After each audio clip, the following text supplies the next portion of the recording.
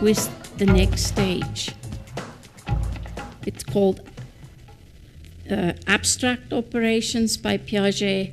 It is the first time in life that somebody actually can step outside and look at their own behavior, their own self, from a other perspective. So here you're the diplomat, your identity is basically the identity of those you're with. You don't even have a separate identity. It's completely confounded and confused with the identity of the group that you belong with. Then you step out and you look back at that group and say, oh no, I'm special. I can see how I'm different from you, from you all. And I want this recognized. And with that recognition of oneself as a separate being, one also starts to begin to recognize others as different.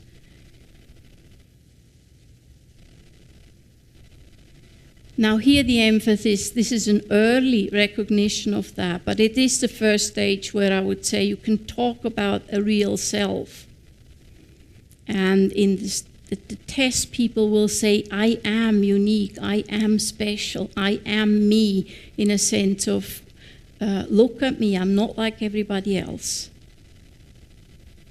Do you remember, just take a second, do you remember in your own becoming when that moment happened, when you for the first time didn't so much want to be part of a group, usually in school years, when you know, with your chums, when you really want to be part of this clique, and it really hurts if they don't accept you, when you start saying, oh, I don't care, I create my own group with those that are like me.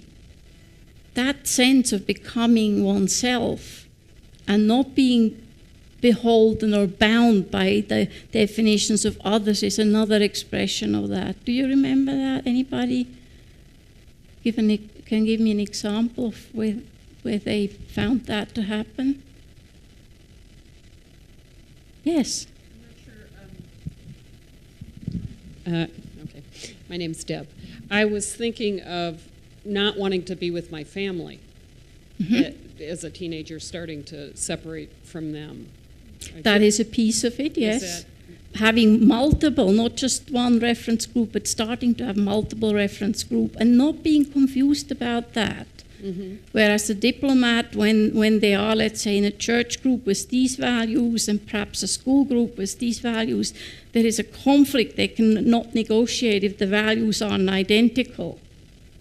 Then you just play along with this group in this way and in that group with the other, but you don't actually have the capacity to negotiate that difference. The expert is starting to do that, and the way he does that, or she, is by choosing their own reference groups. And the reference group is usually one of people who have the same expertise or the same craft.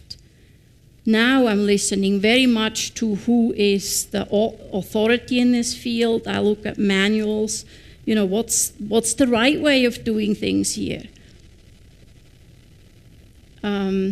Often happens in a transition from high school to college. In college, this is often what we're trying to do, is to get actually people to move out of the diplomat into this more self-capable stage of the expert.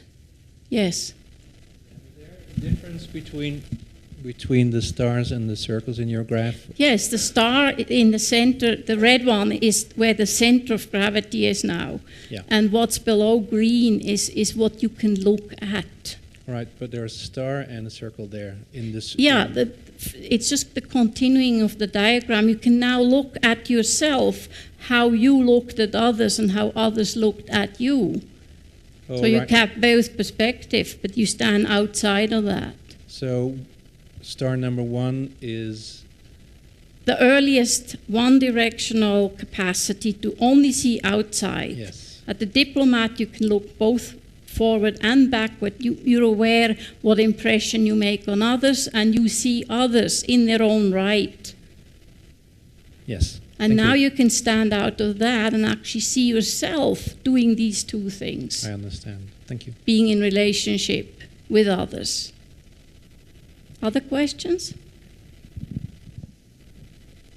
There will be Q&A time, and as we go along, I think because it's my own field of passion, it gets, to me, really exciting. I'm just getting you a little bit of... Here is a joke. Why is this a joke about the expert?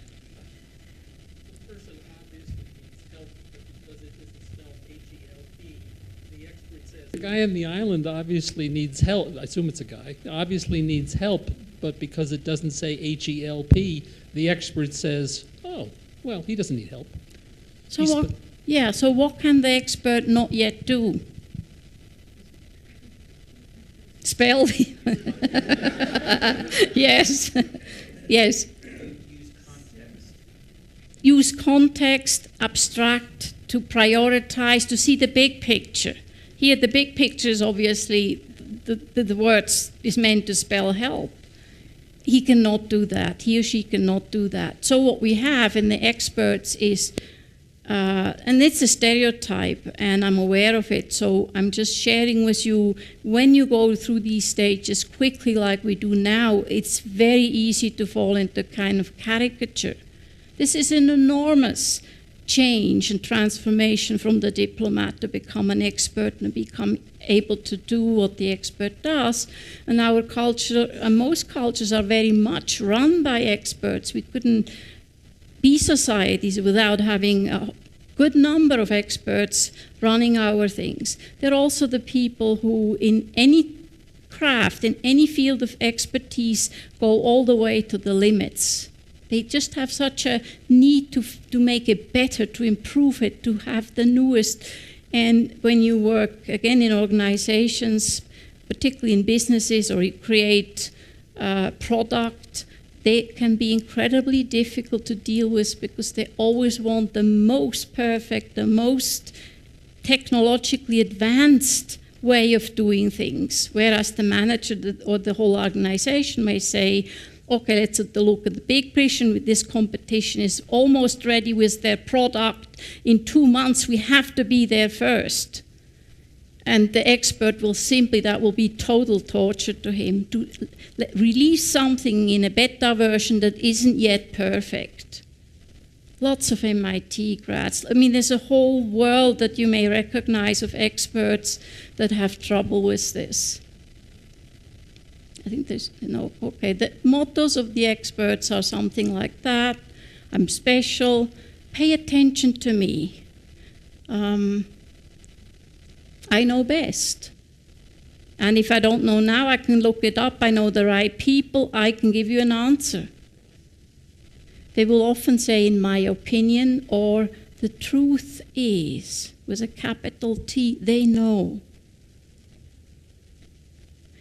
In meetings, similar to green, if you have read some of Ken's work about the mean green and also the dysfunctional green, the expert is the one in the meeting who says, whatever is being said, he says, yes, but, and brings on another idea and another, again, because they cannot prioritize. All ideas are equally good.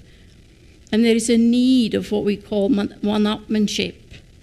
I have to sort of have the last word in order to feel myself, to feel really good about myself. I have to be the one who has the final answer. And always referring to authority. There is somebody out there that knows.